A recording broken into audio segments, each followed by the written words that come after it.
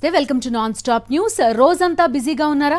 News updates miss అయ్యారా? Don't worry, breaks లేకుండా bore కొట్టకుండా నాన్ స్టాప్ న్యూస్ ప్రతిరోజు రాత్రి 9 గంటలకు. నేను హిమబిందు. ఎన్నికలపై సీఎం వైఎస్ జగన్మోహన్ రెడ్డి కీలకమైన వ్యాఖ్యలు చేశారు. గతం కంటే 20 రోజుల ముందే ఎన్నికల షెడ్యూల్ వచ్చే అవకాశం ఉందని చెప్పారు.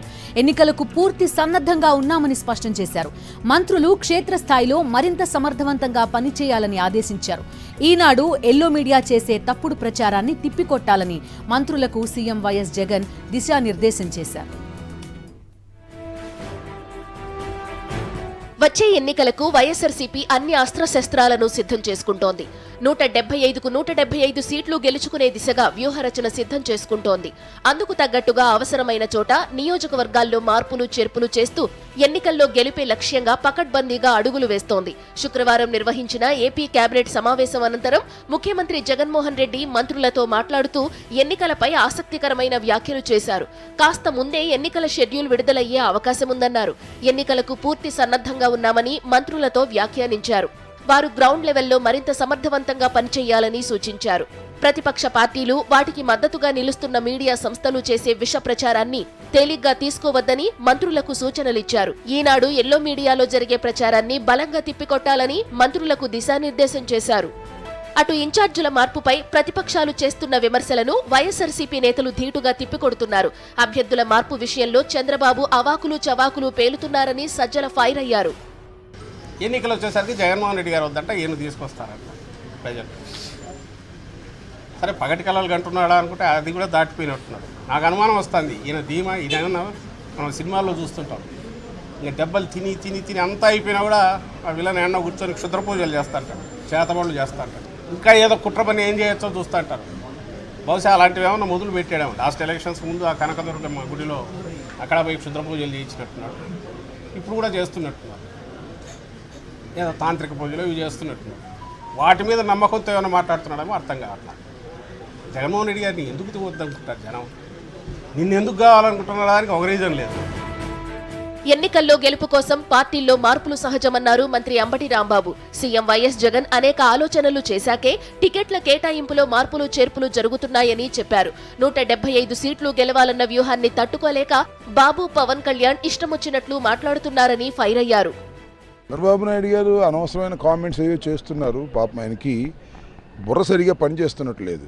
మా పార్టీ వైఎస్ఆర్ కాంగ్రెస్ పార్టీ 151 సీట్లు గెలుచుకున్నటువంటి రాజకీయ పార్టీ. 151 సీట్ల నుంచి 175 సీట్ల వరకు పోటీ చేసి గెలుపొందాలి, అన్నింటినీ గెలుపొందాలనేటువంటి ధ్యేయంతో పనిచేస్తున్న పార్టీ. జగన్మోహన్ రెడ్డి గారు ఆలోచన చేసి కొన్ని మార్పులు చేర్పులు చేస్తారు. ఆ మార్పులకు అనుగుణంగానే మా కార్యకర్తలు, మా నాయకులు ప్రయత్నం చేస్తారు, వెళతారు. 175 సీట్లు గెలవడం కోసం కొత్త రకమైన వ్యూహాలతో ముందుకు వెళుతున్నాం. ఈ వ్యూహాలను తట్టుకోవడం చంద్రబాబు నాయుడు వల్ల, పవన్ కళ్యాణ్ వల్ల కాక వారు ఇష్టం వచ్చినట్టుగా ఏదో పిచ్చి పిచ్చిగా మాట్లాడారు. వచ్చే ఎన్నికల్లో గెలుపు మాత్రమే లక్ష్యం కాదని, వైనాట్ 175 అన్న అధిష్టాన నిర్ణయానికి అనుగుణంగా పనిచేస్తున్నామని వైఎస్ఆర్సీపీ నేతలు చెబుతున్నారు. పార్టీ తీసుకున్న ఎలాంటి నిర్ణయాలకైనా కట్టుబడి ఉంటామని స్పష్టం చేస్తూ ఎన్నికల వ్యూహాలను సిద్ధం చేసుకుంటున్నారు. ఏపీ కేబినెట్ సమావేశంలో పలు కీలక నిర్ణయాలు తీసుకున్నారు.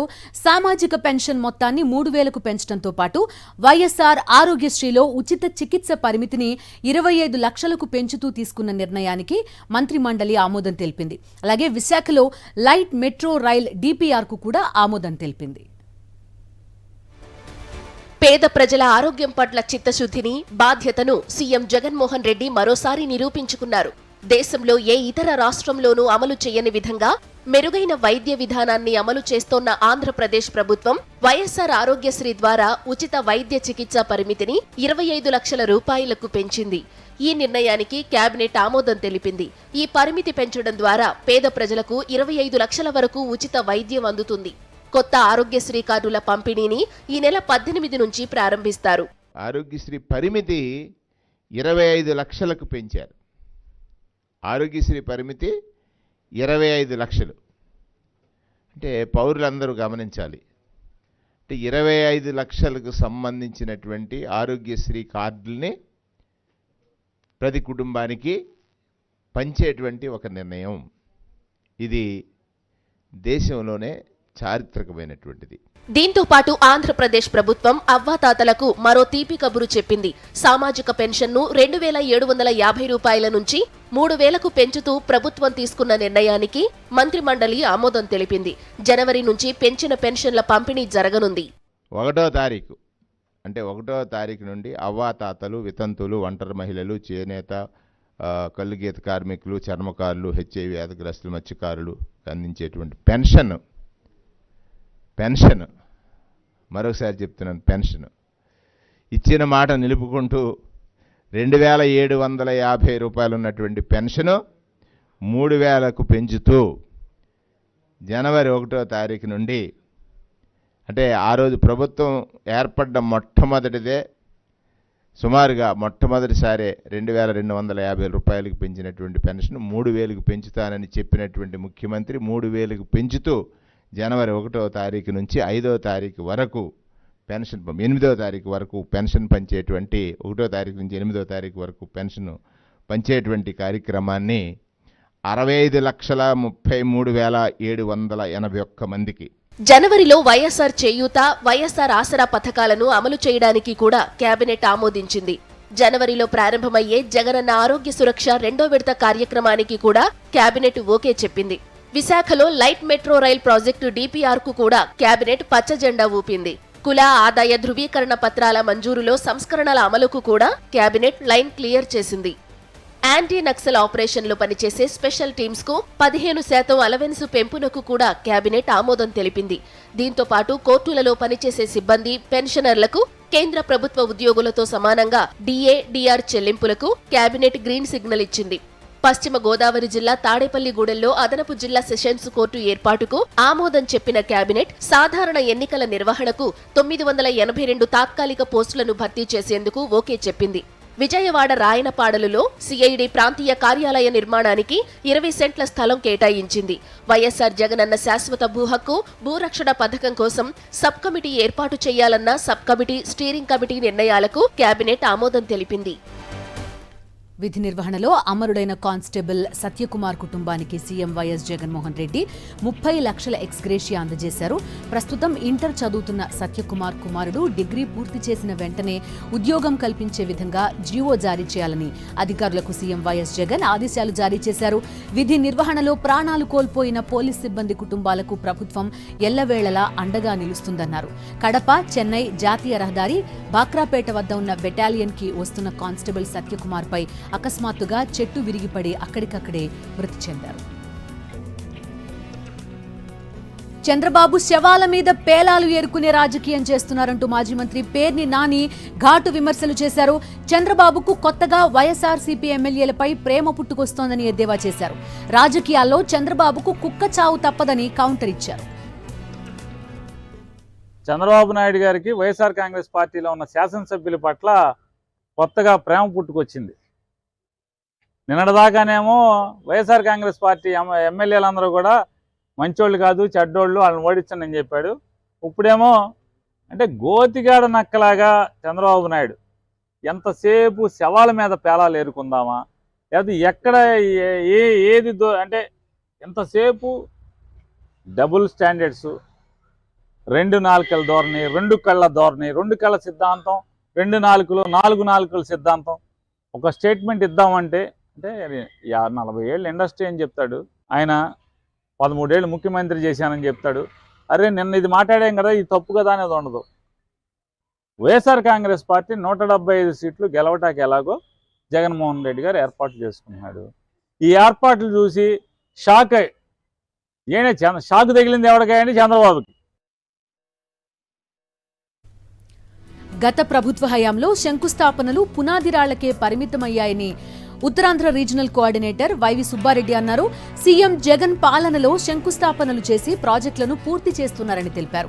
పాదయాత్రలో భాగంగా ఉద్దానం ప్రజలకు ఇచ్చిన హామీని సీఎం జగన్ నెరవేర్చారన్నారు. ఉద్దానం సమస్యకు సీఎం జగన్ శాశ్వత పరిష్కారం చూపించారన్నారు వైవి సుబ్బారెడ్డి. చూశారు అధికారంలో ఉన్నప్పుడు, అధికారంలో లేనప్పుడు కొంతమంది నాయకులు పోయి వాళ్ళ కష్టాలు చూస్తామని చెప్పారు. తర్వాత అధికారంలోకి వచ్చినాక కూడా 2014 నుంచి 19 వరకు వాళ్ళ ప్రాణాలు కాపాడటానికి శాశ్వత పద్ధతిలో ఎటువంటి కార్యక్రమాలు చేసిన దాఖలాలు లేవు. అట్లాంటిది మా గౌరవ ముఖ్యమంత్రి గారు మేము అధికారంలోకి వచ్చినాక ఆయన సుదీర్ఘ పాదయాత్ర టైంలో శ్రీకాకుళం జిల్లా పలాస ప్రాంతంలో ఉన్న ప్రజల కష్టాలు చూశారు. పలాస, పాతపట్నం, ఇచ్చాపురం, ఆ ఉద్దానం ప్రాంతంలో ఉండే ప్రజల కష్టాలు చూసి పాదయాత్ర సందర్భంగా వాళ్ళకి చెప్పాడప్పుడు, నేను ఉన్నాను, నేను చూస్తాను, ఈ సమస్యకి శాశ్వత పరిష్కారం చేస్తాను అని చెప్పిన మాట ప్రకారం నిలబెట్టుకున్న ముఖ్యమంత్రి మా గౌరవ ముఖ్యమంత్రి జగన్మోహన్ రెడ్డి గారు. దానికి నిదర్శనమే నిన్న సుమారుగా 750 కోట్ల రూపాయలతో నిన్న ప్రారంభించిన ఏదైతే కిడ్నీ వ్యాధిగ్రస్తులకి శాశ్వతంగా పరిష్కారం రావటం కోసం వాటర్ శుద్ధి చేసిన వాటర్ సప్లై చేసే విధంగా ఎవ్వరి సహాయం లేకుండా వాళ్ళ ఇంటికి శాశ్వతంగా తాగునీరుకి అవసరం మేరకు ఇంటింటికి ట్యాప్ ద్వారా శుద్ధి చేసి నీళ్ళు ఇచ్చే కార్యక్రమం ప్రారంభించటమే కాక ఈ వ్యాధికి ప్రధాన కారణాలైన వ్యాధి సోకి కిడ్నీ బాధితుల ఇబ్బందులకి శాశ్వతంగా తొలగించేదానికి అక్కడ హాస్పిటల్ కూడా నిర్మాణం చేయడం జరిగింది. కొత్త ప్రభుత్వంలో గవర్నర్ తమిళిసై ఉభయ సభలను ఉద్దేశించి తెలుగులో ప్రసంగం మొదలుపెట్టారు. ఒకవైపు రాబోయే రోజుల్లో ప్రభుత్వం హామీల అమలుని ప్రస్తావిస్తూనే మరోవైపు గత ప్రభుత్వ పనితీరుపై చురకలంటించారు. గవర్నర్ మొదటి ప్రసంగంతోనే రాజకీయ వేడి మొదలైంది.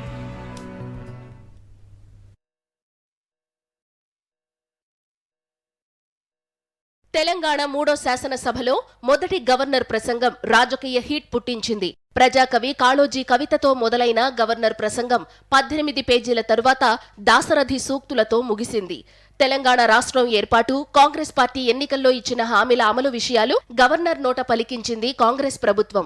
కొత్త ప్రభుత్వానికి శుభాకాంక్షలు తెలుపుతూనే 6 గ్యారంటీల అమలు చేస్తామన్న అంశంపై ప్రజలకు గవర్నర్ ద్వారా మరోసారి కొత్తగా ఏర్పడిన కాంగ్రెస్ ప్రభుత్వం గుర్తు చేసింది. ప్రభుత్వం ఏర్పడిన వెంటనే ప్రజా దర్బార్ కార్యక్రమంపై ప్రశంసలు కురిపించారు గవర్నర్ తమిళిసై.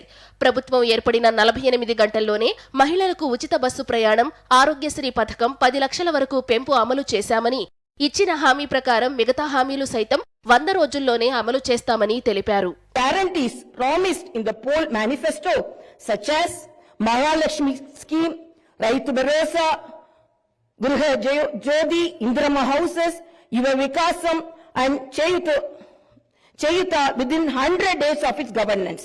గవర్నర్ ప్రసంగంలో గత ప్రభుత్వంపై విమర్శనాస్త్రాలు సంధించారు. 10 ఏళ్ల నిర్బంధపు పాలన నుండి విముక్తి కావాలని, తమ బతుకుల్లో గొప్ప మార్పు రావాలని కోరుకున్న తెలంగాణ ప్రజలు జరిగిన ఎన్నికల్లో స్పష్టమైన తీర్పును ఇచ్చారని వ్యాఖ్యానించారు.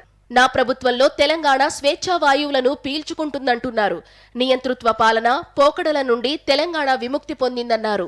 Our government is taking steps to give freedom, liberty, equal opportunities and social justice to people, along with making governance within the reach of each and every citizen. 9.5 ఏళ్లలో రాష్ట్రంలో చాలా వ్యవస్థలు విధ్వంసానికి గురయ్యాయని, ప్రజాస్వామ్యబద్ధంగా చేయాల్సిన వ్యవస్థలు, సంస్థలు వ్యక్తుల కోసం పనిచేసే పరిస్థితికి దిగజారడం బాధాకరమన్నారు గవర్నర్ తమిళిసై. ప్రతిపక్షాల నుండి నిర్మాణాత్మక సూచనలు తీసుకోవడంలో మాకు ఎలాంటి భేషజాలు ఉండవని తెలిపారు. కాంగ్రెస్ ప్రభుత్వం మొదటి సభ గవర్నర్ ప్రసంగంలో గత ప్రభుత్వంపై తీవ్ర ఆరోపణలు, విమర్శనాస్త్రాలు ఉన్నాయి. గవర్నర్ ప్రసంగంపై విపక్ష బీఆర్ఎస్ తప్పుబట్టింది. రేపు గవర్నర్ ప్రసంగానికి ధన్యవాద తీర్మానంపై ఆసక్తి నెలకొంది. గవర్నర్ ప్రసంగం కాంగ్రెస్ మేనిఫెస్టోలా ఉందని విమర్శించారు బీఆర్ఎస్ ఎమ్మెల్యే కడియం శ్రీహరి. తెలంగాణ ప్రజలు స్వేచ్ఛా వాయువులు పీల్చుకుంటున్నారని ఆమె చెప్పడం హాస్యాస్పదమన్నారు. అబద్ధాలు, అసత్యాలతో గవర్నర్ ప్రసంగం సాగింది తప్ప కొత్తదనమేం లేదన్నారు కడియం శ్రీహరి. గవర్నర్ గారు కాంగ్రెస్ పార్టీ ప్రకటించిన 6 గ్యారెంటీలు గవర్నమెంట్లోకి వచ్చిన తర్వాత ఏ రకంగా అమలు చేయబోతున్నాం, 100 రోజుల్లో అమలు చేస్తామని చెప్పారు. దానికి ఇదమిద్దమైన రోడ్ మ్యాప్ లేదు, దానికి ఇదమిద్దమైన ప్రణాళిక లేదు. అది చెప్పకుండా మిగతా అన్ని విషయాలు చెప్పారు. ఇది చాలా బాధాకరమైన విషయం. కొత్తగా గవర్నర్ గారు ఈ సెషన్లో ఏదో చెప్తారని ఆశపడ్డాం. ప్రభుత్వం యొక్క జనరల్గా గవర్నర్ గారి అడ్రస్ ఎట్లా ఉంటుంది అంటే ప్రభుత్వం యొక్క పాలసీలను స్పెల్ చేసే విధంగా ఉంటుంది. అభివృద్ధికి సంబంధించిన, సంక్షేమ కార్యక్రమాలకు సంబంధించిన, అమలుకు సంబంధించిన రోడ్ మ్యాప్ ఉంటుంది. ఈ రెండు కూడా ఈరోజు గవర్నర్ అడ్రస్లో లేవు. ప్రభుత్వం యొక్క పాలసీలు సరిగ్గా స్పెల్అవుట్ చేయలేదు. అభివృద్ధికి సంబంధించిన సంక్షేమ కార్యక్రమాల అమలుకు సంబంధించిన రోడ్ మ్యాప్ను కూడా దీంట్లో సరిగా స్పెల్అవుట్ చేయలేదు. దీనిపైన కాన్సన్ట్రేట్ చేసి ఉంటే గవర్నర్ గారు బాగుండేది. ఆ ప్రసంగానికి కొంత ప్రజల నుంచి స్పందన లభించేది అని చెప్పి నేను ఈ సందర్భంగా తెలియజేస్తూ, గవర్నర్ గారు పూర్తిగా గవర్నర్ గారి చేత ఈ రాష్ట్ర ప్రభుత్వం అన్ని అసత్యాలు చెప్పించింది. దీన్ని ప్రజలు గమనించవలసిందిగా నేను విజ్ఞప్తి చేస్తున్నాను. వైద్య ఆరోగ్య పోలీస్ శాఖపై తెలంగాణ సీఎం రేవంత్ రెడ్డి సమీక్ష నిర్వహించారు. అత్యంత పారదర్శకంగా నియామకాలు చేపట్టాలని సూచించారు. తెలంగాణ ఏర్పడిన నాటి నుంచి ఇప్పటి వరకు చేపట్టిన నియామకాలపై నివేదిక ఇవ్వాలని అధికారులను ఆదేశించారు. పోలీస్, ఆర్టీసీ ఉద్యోగుల పిల్లలకు కోరుకొండ స్కూల్లాగే రెసిడెన్షియల్ పాఠశాలలు నిర్మించే అంశంపై పలు సూచనలు చేశారు. ఉత్తర, దక్షిణ తెలంగాణలో ఈ పాఠశాలలు ఏర్పాటు చేసేందుకు ప్రతిపాదనలు సిద్ధం చేయాలన్నారు. పోలీస్ శాఖలో వెంటనే హోంగార్డుల నియామకం చేపట్టాలని అధికారులను సీఎం రేవంత్ ఆదేశించారు. లోక్సభ ఎన్నికల్లో స్వతంత్రంగానే పోటీ చేస్తామని ఆ పార్టీ రాష్ట్ర అధ్యక్షుడు కిషన్ రెడ్డి చేసిన వ్యాఖ్యలు ఇప్పుడు సంచలనంగా మారాయి. లోక్సభ ఎన్నికల కార్యాచరణపై నేతలకు దిశానిర్దేశం చేస్తూ ఆయన ఈ వ్యాఖ్యలు చేశారు. లోక్సభ ఎన్నికల్లో తాము స్వతంత్రంగానే పోటీ చేస్తామని, ఎవరితోనూ పొత్తులుండవని కామెంట్ చేశారు కిషన్ రెడ్డి. అందులో పూర్తి స్థాయిలో పార్లమెంట్ ఎన్నికలకు సంబంధించి ఏ రకంగా మనం తెలంగాణలో ముందుకెళ్ళాలి అనేటువంటి విషయాన్ని ముందుకెళ్ళాలి. ఇక్కడ మనకు పూర్తి స్థాయిలో స్వతంత్రంగానే ముందుకెళ్తాం. ఏ పార్టీతో సంబంధాలు ఉండవు. ఇక్కడ మనకు పూర్తి స్థాయిలో స్వతంత్రంగానే ముందుకెళ్తాం. ఏ పార్టీతో సంబంధాలు ఉండవు. ఇక్కడ మనకు పూర్తి స్థాయిలో స్వతంత్రంగానే ముందుకెళ్తాం. ఏ పార్టీతో సంబంధాలు ఉండవు. ఎక్కడ కూడా ఏ పార్టీతో, ఒక దిక్కు బీఆర్ఎస్ ఎంతోనో మనకి కాంగ్రెస్ పార్టీ కూడా అంతే. కాబట్టి రెండు పార్టీలతో సమానంగా మనం పోరాటం చేయాలి. ఈ రెండు పార్టీలకు సంబంధించి ఈరోజు భారతీయ జనతా పార్టీ అధిగమించి పార్లమెంట్ స్థానంలో అత్యధికమైనటువంటి స్థానాలు గెలిచేటువంటి ప్రయత్నం. యశోద ఆసుపత్రి నుంచి డిశ్చార్జ్ అయ్యారు మాజీ సీఎం కేసీఆర్. నందినగర్లోని ఆయన ఇంటికి వెళ్లారు. ఈ నెల 7న ఫామ్ హౌస్ లో కాలు జారి పడడంతో కేసీఆర్ తుంటి ఎముక విరిగింది. వారం రోజుల క్రితం ఆయనకు సర్జరీ చేశారు. ప్రస్తుతం ఆరోగ్యం కుదుట పడడంతో కేసీఆర్ ను డిశ్చార్జ్ చేశారు. దీంతో నందినగర్లోని సొంత నివాసానికి చేరుకున్నారు.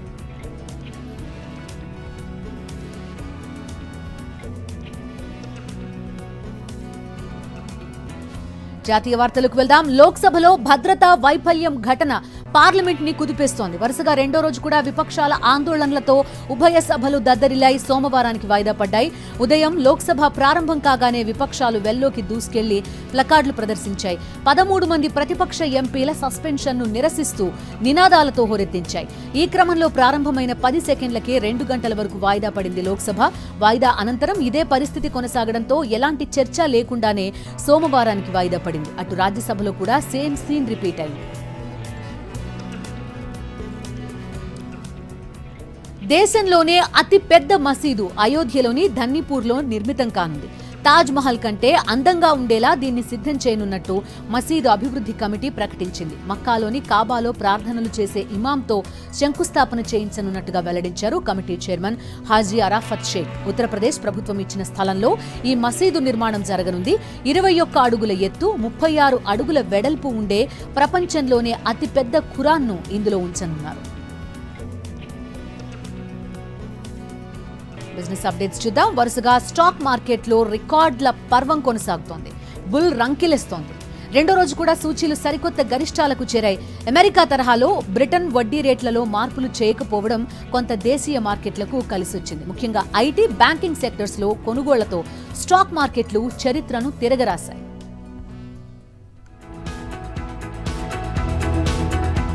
దలాల్ స్ట్రీట్ లో బుల్ పరుగు కొనసాగింది.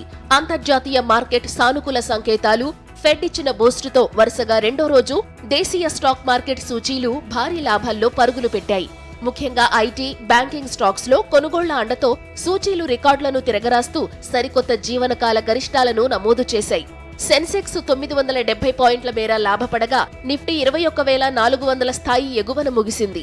అంతర్జాతీయ మార్కెట్ల నుంచి వచ్చిన సానుకూల సంకేతాలతో ఉదయం 70,804 పాయింట్ల వద్ద సెన్సెక్స్ లాభాల్లో ప్రారంభమైంది. రోజంతా ఆ జోరు కొనసాగింది. ఓ దశలో 1000కి పైగా పాయింట్ల లాభంతో 71,605 పాయింట్ల వద్ద ఇంట్రాడే గరిష్టాన్ని తాకిన సూచి చివరికి 969 పాయింట్లు లాభపడి 71,483 వద్ద స్థిరపడింది. నిఫ్టీ 273 పాయింట్ల లాభంతో 21,456 వద్ద ముగిసింది. డాలర్తో రూపాయి మారకం విలువ 83.01గా ఉంది. సెన్సెక్స్ టాప్ 30లో Nestle India, Bharti Airtel, Maruti Suzuki, ITC, Kotak Mahindra, Axis Bank షేర్లు మినహా అన్ని షేర్లు రాణించాయి. హెచ్సిఎల్ టెక్, టీసీఎస్, ఇన్ఫీ 5% మేర లాభపడ్డాయి. ఎస్బీఐ, టాటా స్టీల్, ఎన్టీపీసీ షేర్లు సైతం రాణించాయి. ఆసియా మార్కెట్లలో 1-2 మినహా దాదాపు అన్ని మార్కెట్లు లాభాల్లో ముగిశాయి. యూరోపియన్ మార్కెట్లు సైతం లాభాల్లో ప్రారంభమయ్యాయి. అంతర్జాతీయ మార్కెట్లో బ్యారెల్ బ్రెంట్ క్రూడ్ ధర $77.12 ఉండగా బంగారం ఔన్సు ధర $2,043 ఉంది. స్పోర్ట్స్ డీటెయిల్స్ చూద్దాం. బీసీసీఐ కీలక నిర్ణయం తీసుకుంది. భారత క్రికెట్ కి ఎంఎస్ ధోని అందించిన సేవలకు గుర్తింపుగా జెర్సీ నంబర్ 7ని రిటైర్ చేస్తున్నట్టుగా ప్రకటించింది. ఇకపై ఈ నంబర్తో టీమిండియాలో మరో జెర్సీ ఉండదు. మరే భారత క్రికెటర్ ఈ నంబర్ జెర్సీని అడగకూడదు. ఇప్పటి వరకు ఈ గౌరవం సచిన్ టెండూల్కర్ కు మాత్రమే దక్కింది. సచిన్ జెర్సీ నంబర్ 10కి రిటైర్మెంట్ ఇచ్చింది బీసీసీఐ. మళ్లీ ఇప్పుడు ఐకానిక్ జెర్సీ నంబర్ 7కి ఈ గౌరవం దక్కింది. 2004లో టీమిండియా డెబ్యూ చేసినప్పటి నుంచి జెర్సీ నంబర్ 7నే ధరిస్తున్నాడు ధోని. 2020 ఆగస్టు 15న రిటైర్మెంట్ ప్రకటించిన మహేంద్ర సింగ్ ధోని ప్రస్తుతం ఐపీఎల్లో కొనసాగుతున్నాడు.